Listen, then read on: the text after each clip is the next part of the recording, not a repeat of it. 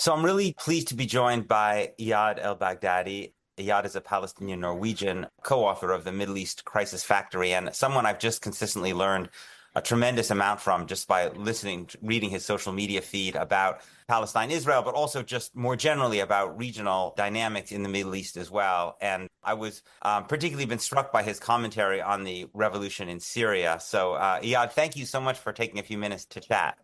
Thank you, Peter. It was very kind of you.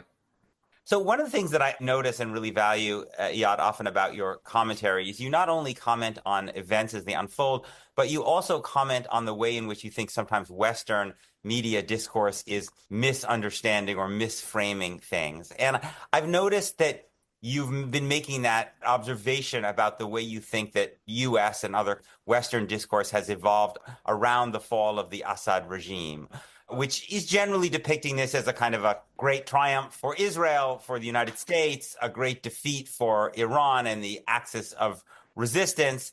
And I'm just curious, what do you think that misses, and how do you make sense of the regional implications of the fall of the Assad regime?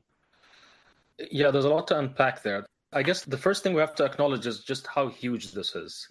Of course, very huge for Syrians, for other Arabs, for Palestinians such as myself who've been supportive of the Syrian revolution even before it started. It's been only a week at the time of this recording. So there's a lot to unpack. There's a lot that we have to kind of not just grasp intellectually, but also emotionally. Western media generally, especially establishment media, the more we go on from post-October 7th, I think we as Arabs, I think this is something that Americans had a critique for a long time, but we're really starting to see it really among Arabs, that was trying to really appreciate just how bad, how terrible legacy media, establishment media in the Western world, especially in America, is. So there's always a rush to find a narrative that fits.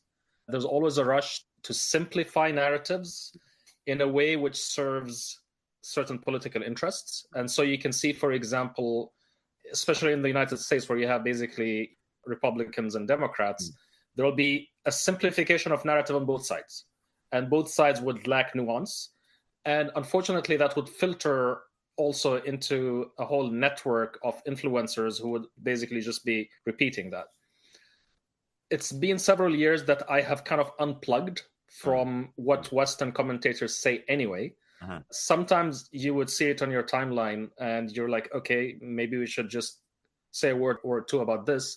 But I don't really occupy myself with it too much right now because I simply feel like it's irrelevant for what actually happened on the ground. That said, several things can be true at the same time. The problem with a lot of these narratives is not so much that there isn't a kernel of truth. The thing is, it's difficult for you to, especially if you're establishment media, it's very difficult for you to put out something that's a naked, outright lie. It's not that they don't do it sometimes, but it's more effective. It's a better way to lie, to have a kernel of truth and kind of simplify it and put a lot of your own narrative, inject a lot of your own narrative into that. So in many of those cases, everything that you said about the fall of the Assad regime, in many cases, a lot of these things might be true in certain ways.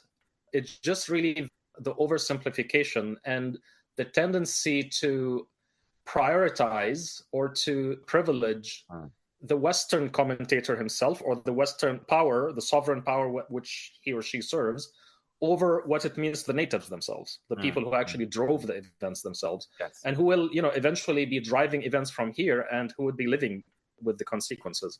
So maybe this is a good place to start, but I'm happy to go point by point from here.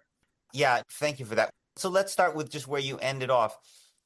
For Syrians, can you just talk about the significance of the fall of, authoritarian, brutal family dynasty that stretches back all the way to 1970?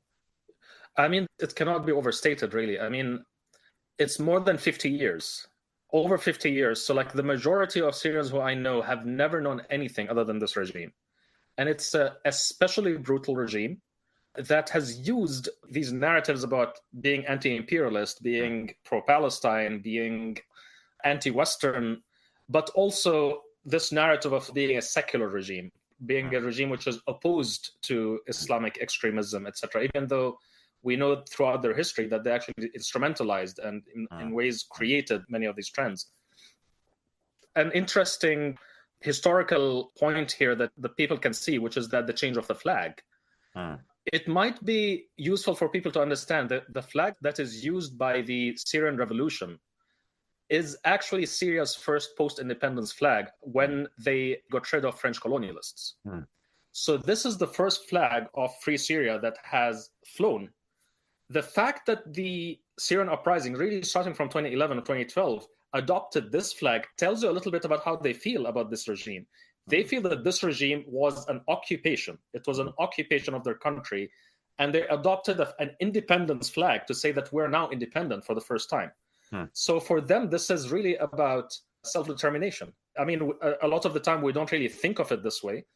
But if you kick out a foreign colonialist, but then you're ruled by a family who basically use the country like their property, you're not free. You haven't really gotten decolonized. You really haven't, in a certain way, this behavior of this dictatorship could serve those colonial and imperialist interests, even if they build their legitimacy on the idea that they're resisting it. How much criticism do you think people on the left around the world deserve for sometimes not being able to see the brutality of the Assad regime because they appreciated or were taken in by this anti-imperial, anti-colonial, anti-Israel framing? Because I know that there were fierce debates on the left, there have been over the recent years, about how to think about Syria. I mean, I'll tell you my own history with this, because, I started calling for a revolution in Syria, or at least wondering when will there be a revolution in Syria. Before, this was early 2011 during the Arab Spring uprisings. This was, the Mubarak regime hadn't fallen yet. And I remember writing about this on the 7th of February. Mubarak was ousted on the 11th of February. And then the revolution would start in the 15th of March, like a month later. And I followed this revolution very, very closely in the first few years. Of course, I had to go through my own personal drama when I was imprisoned and expelled from the United Arab Emirates. So of course, I had to disconnect for a while. But around 2016 is when I kind of moved on to different. I was settled in Norway, and I had to start a different life. And I kind of got involved with Saudi activism, given the Abrahamic Accords and given MBS and given the Khashoggi murder. But then a lot of the most bitter intellectual debates, I wouldn't even call them debates really, it happened really between, I would say, 2013 and 2016.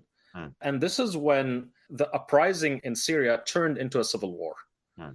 And I think this is when a lot of what you describe as leftists a lot of them were actually initially supportive of the Syrian uprising, because they saw in it the same spirit as other uprisings that they very much support, which is like in Egypt, in Tunisia, in other pro-Western countries. So the Mubarak was a Western ally, Ben Ali was a Western ally, etc., Bahrain, etc. And that's how we saw it as well. When you want to dismantle the narrative or the argument of our adversary, you have to take it at its strongest. So I'm not going to bother with people who are actually pro-Assad from the start and who did not even see an uprising. So I'm really going to respond more to people who should have known better, let's say. This has been a free preview of my weekly conversation. If you'd like to hear the rest and support my work, please consider subscribing at peterbeinart.substack.com.